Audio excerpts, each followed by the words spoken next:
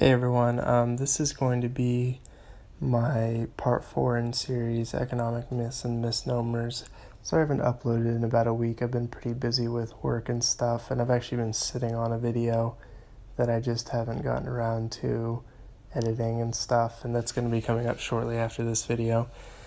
In this video, I wanted to talk about the myth that consumption is what drives the economy, and I think this myth started because people tend to assume that when consumption is higher than normal, that means the economy is doing well, because it means they're allowed to actually buy more things, and people tend to be happier when they're able to buy more things. But if you think about it, consumption being higher doesn't really make sense to have a healthy long-term economy, because even on an individual level, if you spend everything that you make without saving anything, which is really the only other option you have, you can either consume or you can save, that doesn't really bode well for the future. And pretty much every study that I have seen shows that there's a pretty good correlation with investment and GDP per capita among countries.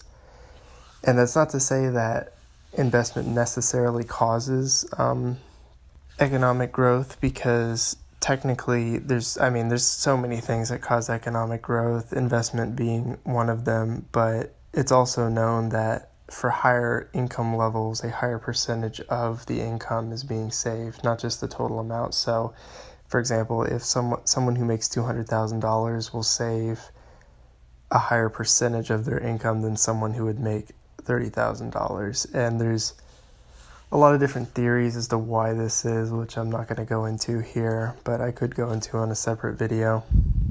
But the main idea is that investment allows you to produce more in the future, because you are setting aside your ability to consume now so that you can consume in the future. So higher investment levels generally tend to correlate with higher GDP per capita growth rates.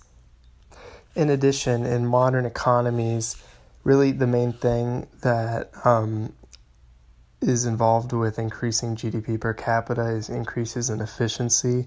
That can either be through managerial changes or technological changes or anything in between. And really, because modern society is so complex and technology and people in general have gotten so efficient, it takes a lot of money in order to figure out, it takes a lot of time and effort in order to figure out how to make things even better than they already are. So it's less likely, if you don't actually put money into investing, that efficiency changes will happen. So yeah, pretty much consumption is actually is decorrelated or negatively correlated with growth. It's not positively correlated with growth. And it makes sense. I mean, if you get your paycheck and you put it into paying for school or something and investing in yourself, or you buy a house, you're going to have more money in the future than if you spend it all on like cookies or something that you would just otherwise consume and get rid of.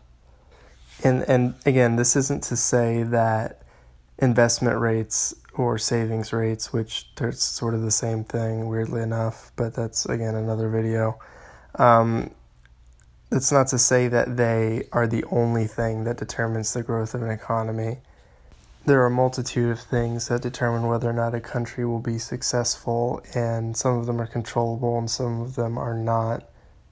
But it's incredibly important to understand that a lot of times causation for these kinds of things goes both ways. So even though higher investment rates might technically cause people to have a higher GDP per capita, it's also true that having a higher GDP per capita causes people to have higher investment rates. So it's a really fine line, and that's one of the issues with economics, is I think a lot of people try to draw conclusions that they can't actually draw.